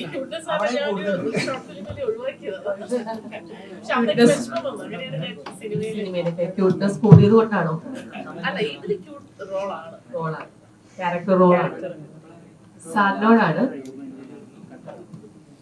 10-20 വർഷത്തിന് മുകളിലായിക്കാണ് സാർ ഈ ഫീൽഡിൽ എത്തിയിട്ട്. 20 അല്ലെങ്കിലേ ഉള്ളൂ. അപ്പം ഓൾറെഡി ഞാൻ നിക്കറിട്ട് നടക്കുന്ന സമയം തൊട്ട് KP അഭിനയിക്കാൻ തുടങ്ങി. 20 ഒരുപാട് എക്സ്പീരിയൻസ്. 20 വർഷത്തിന് മുകളിലോ സാറിനിപ്പോ ഈ മൂവിയിൽ ഒരു അച്ഛൻ വേഷമാണല്ലോ വന്നിരിക്കുന്നത്. ശരിക്കും ഇതിനു മുമ്പ് അച്ഛൻ വേഷം ഏതെങ്കിലും മൂവിയിൽ ചെയ്തിരുന്നു? ഈ മൂവിയിൽ അച്ഛൻ വേഷം ചെയ്തപ്പോ സാറിന് ഏറ്റവും കൂടുതൽ ഹെൽപ്പ് ചെയ്ത അല്ലെങ്കിൽ മനസ്സിൽ തട്ടിയ ഏതെങ്കിലും ഒരു സീനുണ്ടോ? ഈ പടത്തിലെ കാര്യം പറഞ്ഞാല് ശരിക്കും പറഞ്ഞാൽ ഹേർട്ട് ചെയ്യുന്ന സീൻസ് ഒക്കെ ഉണ്ട്. അത് ഇപ്പൊ എനിക്ക് പറയാൻ പറ്റത്തില്ല. കാരണം നിങ്ങൾ ഇതിനകത്ത് സസ്പെൻസ് എങ്ങനെയാണ് പൊളിക്കാമെന്ന് ചിന്തിച്ച് പല പല വഴികൾ നോക്കിക്കൊണ്ടിരിക്കുക. അപ്പം അദ്ദേഹം കാണുന്നുണ്ട്, പക്ഷെ നമുക്കത് പറയാൻ പറ്റുകയില്ല. അപ്പൊ അതുകൊണ്ട് അത് ഉണ്ടാവുന്നില്ല. പിന്നെ ഞാൻ മഹാവീര്യർ എന്ന് പറഞ്ഞ പടത്തിൽ നായികയുടെ അച്ഛനായിരുന്നു. ഷഫീഖിന്റെ സന്തോഷത്തിൽ ഉണ്ണിയുടെ ഫാദറായിരുന്നു. എഴുത്തോല എന്ന് പറഞ്ഞ പടത്തില് വളരെ മെച്ചുവേർഡ് ആയിട്ടുള്ള വേഷം. അപ്പൊ ഞാൻ അങ്ങനെയൊക്കെ ചെയ്യാൻ ശ്രമിക്കുന്നുണ്ട്. പക്ഷെ അങ്ങോട്ട് മെച്ചുവേർഡ് ലുക്ക് അങ്ങോട്ട് വരുന്നില്ലെന്ന് പറയുന്നുണ്ട്. അപ്പൊ ഇനിയും പ്രായമുള്ള വേഷത്തിലേക്കൊക്കെ പോകണ്ടേ. ഈ പറഞ്ഞ പോലെ 20 വർഷമൊന്നും അല്ല. അദ്ദേഹം പറഞ്ഞ പോലെ കുറച്ചുകൂടെ ഒക്കെ നമ്മളും പള്ളിനിക്കർ ഇടുന്നതിന് മുമ്പ് അഭിനയിച്ചു തുടങ്ങിയതുകൊണ്ടാണ് താങ്കൾ അത് കണ്ടത്. അപ്പൊ എന്തായാലും ഒരു 3 തലമുറകളോടൊപ്പം അഭിനയിക്കാൻ അവിടെ ഇവിടെയൊക്കെ സാധിച്ചു എന്നുള്ളത് വളരെ ഭാഗ്യവും സന്തോഷമാണ്. എന്തുകൊണ്ടാണ് ഈ ഒരു മാഡത്തിന് 8 പാട്ട് എന്നുള്ള ഒരു തീരുമാനം എടുക്കാൻ കാരണം? അതായത് ഇപ്പം നോർമലി ഇപ്പൊ ഇത്രയും പാട്ടുകൾ ഇപ്പൊ സാധാരണ മൂവിയിൽ ഉണ്ടാവാറില്ല. എന്തുകൊണ്ടാണ് അങ്ങനെ തീരുമാനം എടുത്തത്? നേരത്തെ എന്നോട് ചോദ്യം ചോദിച്ചു ഇങ്ങനെ ഡയറക്ടറായിട്ട് വന്നെന്നുള്ളത്. അതൊരു വലിയ ഹിസ്റ്ററിയാണ്. പക്ഷെ എൻ്റെ സിനിമയിലേക്ക് വരണം എന്നുള്ള ആഗ്രഹം എഴുത്തായിരുന്നു. അതിൽ ഞാൻ പോയിന്റ്സ് നന്നായിട്ട് എഴുതും. ഇപ്പോൾ ഉള്ള ആളുകളുടെ ഇതുപോലെ അല്ല എഴുത്ത്. അതിലെനിക്ക് തൃപ്തിയുള്ളതാണ്. അതിപ്പം തമ്പുരാൻ പറഞ്ഞല്ലോ. കാരണം എഴുതാൻ കഴിവുണ്ട് എന്ന് പറഞ്ഞാൽ എൻ്റെ കഴിവല്ല. ആക്ച്വലി മേ ബി ഫ്രം നമ്മൾ എഴുത്തുകാരും നമ്മൾ ഈ പാട്ടുകാരും ഒക്കെ പറയുന്നത് ദൈവം നമുക്ക് അനുഗ്രഹിച്ച് തരുന്നതാണ്. എഴുതുന്ന സമയത്ത് വാക്കുകൾ വരും. ഞാനിപ്പോൾ യൂസ് ചെയ്യുന്ന മീഡിയം പോലും ഇംഗ്ലീഷാണ്. പക്ഷെ ഞാൻ മലയാളത്തിൽ നന്നായിട്ട് എഴുതുന്നത് എനിക്ക് പോലും വിശ്വസിക്കാൻ പറ്റാറില്ല ചിലപ്പോഴൊക്കെ. പക്ഷെ ഇപ്പം നിങ്ങൾ പറഞ്ഞാൽ എനിക്ക് എഴുതാൻ പറ്റത്തില്ല. പക്ഷെ ഞാനൊരു മൂഡിൽ ഇരുന്ന് കഴിഞ്ഞാൽ അത് ഓട്ടോമാറ്റിക്കലി വരും. അപ്പൊ കുറെ കാലം ഞാൻ എഴുതില്ലായിരുന്നു. എഴുതാത്തതിന്റെ കാരണം എൻ്റെ പിതാവ് എന്നോട് എഴുതണ്ട എന്ന് പറഞ്ഞതുകൊണ്ട് അന്ന് ഞാൻ സ്റ്റോപ്പ് ചെയ്തതാണ്. ഞാൻ എഴുതുന്നതൊക്കെ സംഭവങ്ങളായിട്ട് കാണുകയും സംഭവിക്കുകയും അറിയുകയും അനുഭവിക്കുകയും ചെയ്തത് കൊണ്ട് എൻ്റെ ഫാദർ എന്നോട് പറഞ്ഞു, അച്ഛൻ പറഞ്ഞു ഇനി മുതൽ എഴുതണ്ട. അങ്ങനെ ഞാൻ നിർത്തി എഴുത്ത്. പിന്നീട് എൻ്റെ അച്ഛൻ മരിച്ചതിന് ശേഷം 7ാമത്തെ ദിവസം എന്നെ കൊണ്ട് എഴുതിപ്പിക്കായിരുന്നു. ഒരു പേനയോ പേപ്പറോ എൻ്റെ അവിടെ വീട്ടിലില്ല ആക്ച്വലി. പക്ഷെ എവിടെന്നോ ഒരു പേപ്പറും കിട്ടി, ഒരു പേനയും അവിടെ ഉണ്ടാവും. ആ സമയത്ത് പെട്ടെന്ന് എനിക്കൊരു തോന്നൽ, ഇതുപോലെ മഴ പെയ്യുന്നു, ഞാൻ എഴുതുന്നു. 16 വർഷമായി ഞാൻ മലയാളം എഴുതിയിട്ട്. ആ സമയത്ത് കൂടുതൽ പറയുകയാണെങ്കിൽ ഞാൻ 10ാം ക്ലാസ്സിന് ശേഷം മലയാളം, ഈ പറഞ്ഞ പോലെ അച്ഛൻ പറഞ്ഞതിന് ശേഷം മലയാളം സ്റ്റോപ്പ് ചെയ്ത വ്യക്തിയാണ്. അപ്പോൾ എനിക്ക് പക്ഷേ ഒരു ലൈൻ പോലും, അല്ലെങ്കിൽ ഒരു വേർഡ് പോലും, മലയാളത്തിലെ വേർഡ് പോലും തെറ്റാതെ എഴുതാൻ പറ്റുന്നത് എനിക്ക് ഭയങ്കര അതിശയപ്പി. കാര്യം ഞാൻ മലയാള ഭാഷ എഴുതുന്നില്ല, വായിക്കുന്നില്ല, എന്നിട്ട് ഞാൻ എഴുതി. അപ്പൊ എനിക്കറിയാം ഞാനല്ലാതെ ചെയ്ത് എന്നെ കൊണ്ട് ഒരു ശക്തി ചെയ്യിപ്പിച്ചതാണ്. അതെന്റെ ഫാദർ തന്നെയാണ്. അപ്പൊ അങ്ങനെ വന്നപ്പോഴത്തേക്കും ഈ ഞങ്ങള് സോങ്സ് ഒക്കെ ഉണ്ടാക്കി. ഞാൻ പറഞ്ഞല്ലോ ആദ്യം വീഡിയോ സോങ്സ്, പിന്നെ വിഷ്വലൈസ് ചെയ്യുക. ആ സോങ്സ് ഇപ്പൊ കാര്യം ഇത്ര എളുപ്പമാണല്ലോ ഇപ്പൊ നമുക്ക് വിഷ്വലൈസ് ചെയ്യാൻ. അങ്ങനെ ചെയ്തു വന്നപ്പോ എൻ്റെ ഒരു ആഗ്രഹം സിനിമയിലെ എൻ്റെ ഒരു പാട്ട് കയറിയാൽ മതി. അതിനുവേണ്ടി ഞാൻ 2 കൊല്ലം നടന്നു. ആരും എനിക്ക് സാഹചര്യങ്ങൾ തന്നില്ല. അപ്പൊ ഞാൻ മനസ്സിലാക്കുന്നത് തന്നെ, എന്നെ എല്ലാരും പറയുന്നത് UAE പറയുന്നത് ഒരു യൂണിവേഴ്സിറ്റി എന്നാണ്. കാര്യം എന്റെ സ്കൂളിൽ പഠിച്ച പോലത്തെ കുട്ടികളെ പോലും ഞാൻ ഇന്നത്തെ നമ്മള് കുട്ടികൾ പഠിക്കുന്ന, അതായത് ഇപ്പൊ ജെൻസിയൊക്കെ നിങ്ങളൊക്കെ ചെയ്യുന്ന കാര്യങ്ങളൊക്കെ യൂണിവേഴ്സിറ്റി പോലെ പഠിപ്പിച്ചിട്ട് ഒരു നേപ്പാളി കുട്ടിയാണ് എന്നോട് ഇത് പറയുന്നത്. KG2 കഴിഞ്ഞപ്പോൾ കുട്ടി പറയും, ഞാൻ നീ grade 1 പോകുന്നില്ലെന്ന് ചോദിച്ചപ്പോൾ അവൻ പറഞ്ഞു, I have already finished my university. I said, what is it? I know about the world. അപ്പൊ നമ്മുടെ പാഠപുസ്തകത്തിൽ മാത്രമല്ല പഠിപ്പിക്കുന്നത്, ദ ഹോൾ ഇന്റർനാഷണൽ തിങ്സ് ആണ് പഠിപ്പിക്കുന്നത്. എവിടെ പോയാലും ഒരു എയർപോർട്ടിന്റെ പേരും കൂടെ അറിയണം. അങ്ങനെയാണ് ഞങ്ങൾ പഠിപ്പിക്കുന്നത്. അപ്പൊ എന്നെ എല്ലാവരും പറയുന്ന ഒരു യൂണിവേഴ്സിറ്റി ആയിട്ട്. കാര്യം ഏത് കാര്യത്തിനും ഞാൻ അതിനെക്കുറിച്ച് റിസർച്ച് ചെയ്തിട്ട് മാത്രമേ കാര്യങ്ങൾ ചെയ്യുള്ളൂ. ഇവൻ എൻ്റെ ഒരു ബിസിനസ് തുടങ്ങിയാലും ഒരു ഫിലിം തുടങ്ങിയാലും എല്ലാം റിസർച്ച് ചെയ്തിട്ട് ഞാൻ ചെയ്യാറുള്ളൂ. അപ്പോ എനിക്ക് പോയിട്ടാൻ അറിയാത്തോണ്ട് ചോദിച്ച ചോദ്യത്തിന് ഞാൻ മറുപടി പറയണം കേട്ടോ. കാര്യം എന്നെ UAE കൂടുതൽ പറഞ്ഞേനെ എന്നെ കുറിച്ച്. അവർക്ക് എന്നെ കുറിച്ച് നന്നായിട്ട് അറിയാം. അപ്പോ ഈ എഴുത്തിലേക്ക് ഞാൻ പറഞ്ഞു 2 കൊല്ലം ഞാൻ നടന്നു. അവസാനം ഒരു ഫിലിമിലേക്ക് എന്റെ സോങ് എടുത്തു. അവരെന്നെ എന്നോട് പറഞ്ഞു അഭിനയിക്കാനും വിളിച്ചു. ഞാൻ പോയി അഭിനയിച്ചു. കാര്യം ഞാൻ ഷോർട്ട് ഫിലിംസിലൊക്കെ ഞാൻ തന്നെ എൻ്റെ ഇതില് ആളെ കിട്ടിയില്ല, ഞാൻ തന്നെ അഭിനയിക്കും അതുവരെയൊക്കെ. അപ്പോ അങ്ങനെ അഭിനയിച്ച് വെയിറ്റ് ചെയ്തു. 2 കൊല്ലം പിന്നെയും ഒന്നും സംഭവിച്ചില്ല. അങ്ങനെ വന്നപ്പോഴത്തേക്കും നമ്മൾ തന്നെ ഒരു സിനിമ, എന്നോടൊരു സ്ക്രിപ്റ്റ് ചെയ്യാൻ വേറെ പ്രൊഡ്യൂസർ പറഞ്ഞിട്ടാണ് ഞാൻ സ്ക്രിപ്റ്റ് ചെയ്ത് കൊടുക്കുകയും, പക്ഷെ ആ പ്രൊഡ്യൂസർ മാറുകയും പിന്നെ ഡയറക്ടർ പോവുകയും പിന്നെ അത് ഞാൻ തന്നെ എടുത്ത് പ്രൊഡ്യൂസ് ചെയ്യും. പിന്നെ സപ്പോർട്ടിന് മറ്റുള്ള ഞങ്ങളുടെ കമ്പനിയിലെ കോ പാർട്ട്ണറായിട്ടുള്ള സലീം കുഞ്ഞിപ്പ, അദ്ദേഹവും കൂടെ ഞങ്ങളുടെ കൂടെ ചേർന്ന് ഈ സിനിമയെ നമ്മൾ ആക്കി ഫസ്റ്റ് ഫിലിം ആക്കി എടുക്കുക, റിലീസ് ചെയ്ത്. ഞങ്ങൾക്ക് ഒന്നും അറിയില്ല സത്യം പറഞ്ഞാൽ, ബാലപാഠം പഠിക്കുക. പിന്നീട് 2ാമത്തെ സിനിമ ഇപ്പൊ എനിക്ക് എളുപ്പമുണ്ട്, എല്ലാ കാര്യങ്ങളും എനിക്ക് അറിയാവുന്നുണ്ട്. അപ്പം എഴുതുന്നതാണ് എൻ്റെ ഒരു ആഗ്രഹം. എൻ്റെ സോങ്സ് വരണം. ഇല്ല, ഞാൻ ഒരാളുടെ അടുത്ത് പോയി ചോദിച്ച് എൻ്റെ സോങ് വരുമോ ഇല്ലെന്ന് എനിക്ക് ഒരു അറിവുമില്ല. ഇന്ന് ഞാനൊരു സിനിമ എടുക്കുമ്പോൾ 8 സോങ് എൻ്റെ പുറത്ത് വരും. ഞാൻ ലിറിസിസ്റ്റ് ആണ്. എൻ്റെ ഓൾറെഡി കഴിഞ്ഞ സിനിമയിലെ 4 സോങ് നിങ്ങൾ ചെക്ക് ചെയ്ത് IMDb-യിലൊക്കെ കാണും. 4 സോങ്സ് ലിറിസിസ്റ്റ് ആണെന്ന് ഓൾറെഡി എന്നെ അതിൽ ഇൻട്രൊഡ്യൂസ് ചെയ്തിട്ടുണ്ട്. ഇന്നിപ്പോ ഞാൻ 8ാമത്തെ സോങ്, അപ്പൊ 12 സോങ്. ഇനി അടുത്ത ഫിലിം മൊത്തം സോങ് ആയിരിക്കും ചിലപ്പോ. കാര്യം പക്ഷെ നിങ്ങൾക്ക് ബോറടിക്കത്തില്ല, ആർക്കും ബോറടിക്കത്തില്ല. അതുകൊണ്ട് 3 മിനിറ്റ് 5 സെക്കൻഡ്, 3 മിനിറ്റ് 10 സെക്കൻഡ് അങ്ങനെയൊക്കെ ഉള്ളൂ ഓരോ പാട്ടും. നിങ്ങൾ അയ്യോ ഇനി കുറച്ചുകൂടെ ഉണ്ടായിരുന്നെങ്കിൽ എന്ന് നിങ്ങൾ ആഗ്രഹിക്കും. പക്ഷെ ഈ സിനിമയിലുള്ള പ്രത്യേകത വേറൊന്നാണ്. ഈ ആലി എന്ന് പറയുന്നത്, നിങ്ങളതുകൊണ്ട് നിങ്ങൾ എല്ലാരെയും കൂട്ടിയിട്ട് പോയി കാണുക. കാര്യം ആലി എന്ന് പറഞ്ഞ സോങ് 3 പ്രാവശ്യം സിനിമയിൽ വരുന്നുണ്ട്. പല ഘട്ടങ്ങളിലായിട്ട്.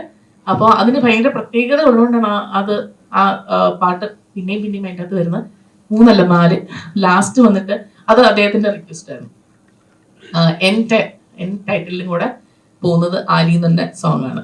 അപ്പം സോങ് കേൾക്കാൻ നമുക്ക് എല്ലാവർക്കും ഇഷ്ടമാണ് അല്ലേ? നിങ്ങൾ ഏത് സോങ് കേൾക്കാറ്? ഇപ്പോഴത്തെ മറ്റേ ഞാൻ പറയുന്നില്ല ആനിമൽസിന്റെ ഒക്കെ പേരൊക്കെ വിളിച്ചുകൊണ്ടുള്ള പാട്ടുകളാണോ, അതോ നല്ല വരികളുള്ള പഴയ വയലാറിന്റെ ഗാനങ്ങളും അല്ലെ? ONV കുറുപ്പിന്റെ എൻ്റെ അമ്മാവൻ എഴുത്തുകാരനാണ്, സി രാധാകൃഷ്ണനാണ്. അപ്പോൾ അങ്ങനെ ഒരു ഫാമിലിയിലാണ് ഞാനിപ്പോൾ. അപ്പോൾ അതുകൊണ്ട് നമുക്ക് ചിലപ്പോൾ പകർന്നു കിട്ടിയതും ആയിരിക്കാം. പിന്നെ എൻ്റെ അച്ഛനും എഴുതുമായിരുന്നു. അപ്പോൾ അതുകൊണ്ട് ഇതുപോലെ പബ്ലിസിറ്റി ഒന്നും അന്നത്തെ കാലത്തില്ലാത്തതുകൊണ്ട് അദ്ദേഹം ഒന്നും ആയില്ല. പക്ഷെ എഴുത്തിലാണ് നമ്മളുടെ എന്താ പറയുക എല്ലാം ഇരിക്കുന്നത്.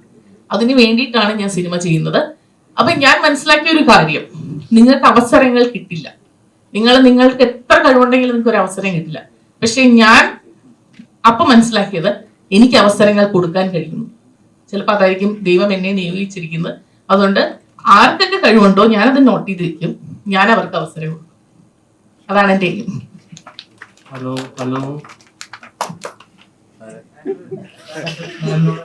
പറയും. നായിക ആദിപ്രസാദ് അല്ലേ?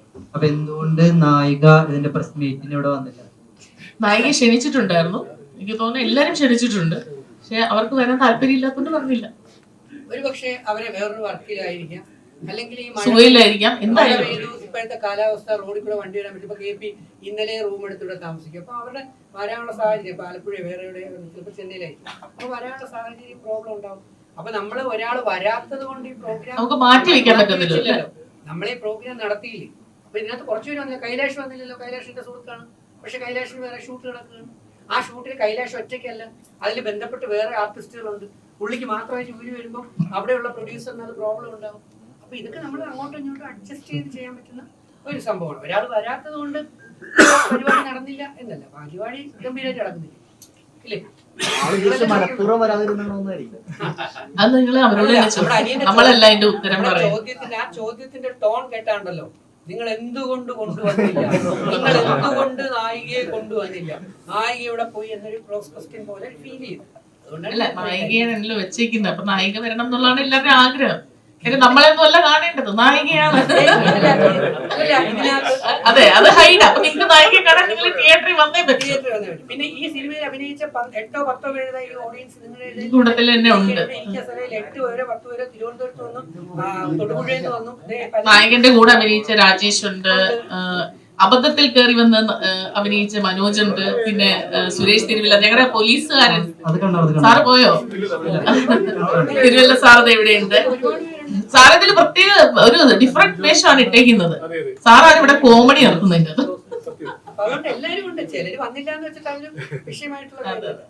വന്നാലും ഇരിക്കാൻ കസേരമില്ലേ? പിന്നെ ഒരു പരിപാടി, പിന്നെ ഓഗസ്റ്റ് 14 വലിയ വലിയ സിനിമകൾ ഇറങ്ങുന്നുണ്ട്. സൂര്യയുടെ സിനിമ, അങ്ങനെ വലിയ വലിയ സിനിമകൾ ഇറങ്ങുന്നുണ്ട്. അപ്പൊ എന്തുകൊണ്ട് ആ ഡേറ്റിൽ തന്നെ ഈ സിനിമ കൊണ്ടുവന്നു? ഓണത്തിനൊരു സദ്യ വേണ്ടേ? ചിക്കൻ ബിരിയാണി മാത്രം പോരല്ലോ, ഓണത്തിനൊരു സദ്യ വേണം. ആ സദ്യ ഞങ്ങളുടെ സിനിമ, അതാണ് ഉദ്ദേശം. പിന്നെ താങ്ക് യു.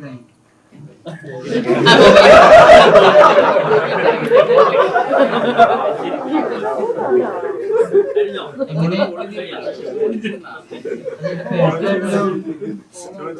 പേഴ്സണലി ഒരു കാര്യമാണ്, എന്താണ് കോകിലേനെ കാണാൻ തമന്നയുടെ ഒരു ലുക്ക് ഉണ്ട്. അപ്പൊ ആരെങ്കിലും പറഞ്ഞിട്ടുണ്ടോ തമന്നേനെ പോലെ ഉണ്ടെന്ന്? ഇവര് തന്നെ അന്തം വിടുന്നു. ആണോ?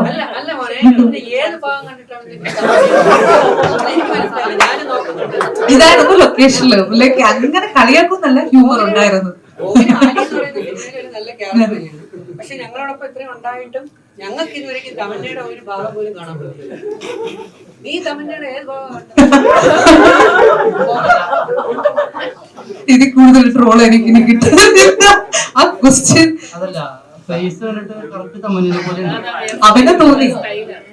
അവന് തോന്നി. എന്നോട് 2 പേര് പറഞ്ഞു എന്താണ്. അതെ അതെ. പക്ഷെ എന്റെ മോനെ, നീ ആലി സിനിമ കണ്ട കോകിലയുടെ വേറെ ഒരുപാട് ഇതൊന്നും അല്ല. ആരെങ്കിലും ചോദിച്ചിട്ടുണ്ടോ? എന്റെ അടുത്ത് അങ്ങനെ വന്ന് പറഞ്ഞിട്ടില്ല. ഫസ്റ്റ് ടൈം ആണ്. I M GLAAD. ഒരാളെ പോലെ 7 പേരുണ്ടല്ലോ അല്ലേ, അതിൽ ഒരാളാണ് ഞാൻ എന്നിരിക്കട്ടെ കുറച്ചൊക്കെ. But thank you so much, compliment ആയിട്ട് ഞാൻ എടുക്കുന്നു. ഇനി ഭാവിയിൽ ഗോകുല എന്നൊരു പേരിൽ ഞാൻ അറിയപ്പെടട്ടെ. കുറച്ച് പേരുടെ ഫേസിന്റെ ഫീച്ചേഴ്സ് ഒക്കെ ഉണ്ടല്ലോ എന്നൊക്കെ പറയുന്നത്. Thank you too ma'am also, അതുകൊണ്ടാണല്ലോ ഇപ്പോൾ ഇവിടെ ഇരിക്കാൻ പറ്റിയത്. താങ്ക് യു, എനിക്ക് ഇഷ്ടപ്പെട്ടു.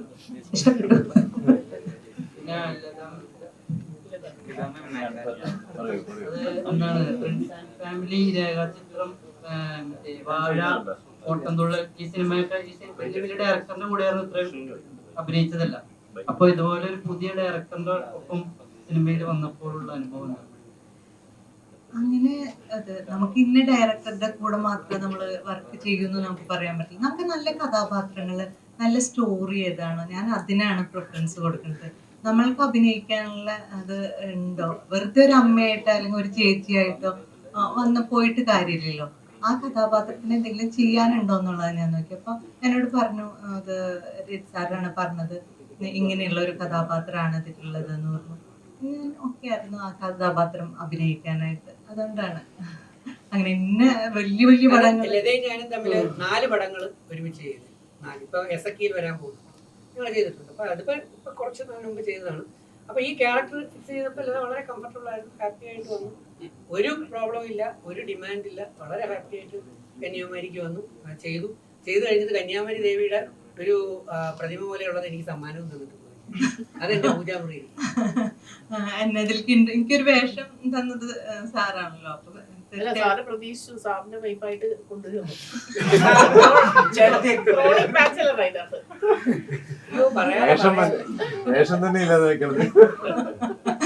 അല്ല, കോമഡിയാണ്, ആക്ച്വലി കോമഡിയാണ്. അല്ല, ഭാര്യയുണ്ടോ ഭാര്യയില്ലേ മക്കളുണ്ടോ അതെല്ലാം സിനിമയിലൂടെ വ്യക്തമായിട്ട് നിങ്ങൾക്ക് കറക്റ്റായിട്ട് ഡയറക്ടർ കാണിച്ചു തരും. അതിന് സംശയമൊന്നുമില്ല.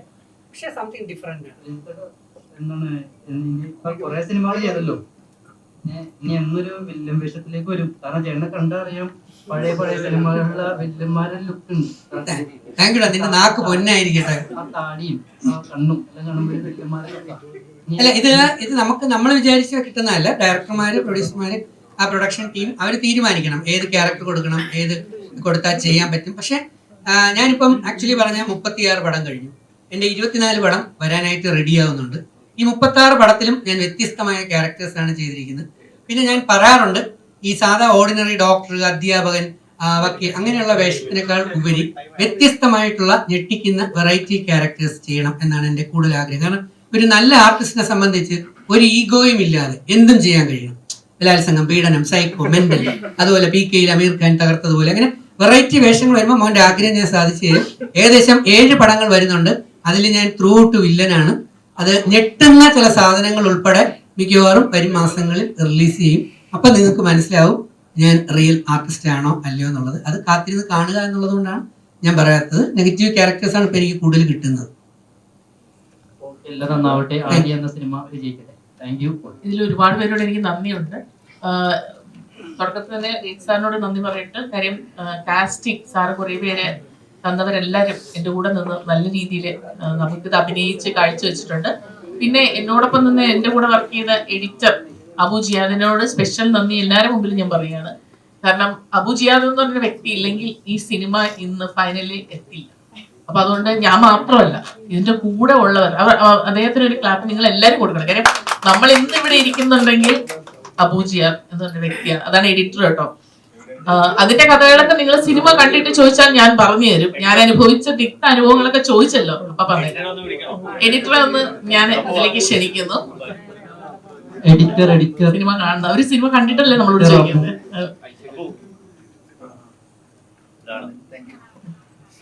പിന്നെ എന്റെ മകനും ഇതിൻ്റെ അകത്ത് അഭിനയിച്ചിട്ടുണ്ട് കേട്ടോ. നിങ്ങൾ എന്തായാലും മോൻ വന്നില്ല വരുമ്പോ, കാര്യം രാവിലെ മുതൽ ആയണ്ട് അവൻ പോയിട്ട് റെസ്റ്റ് ചെയ്യാൻ പോയി കേട്ടോ.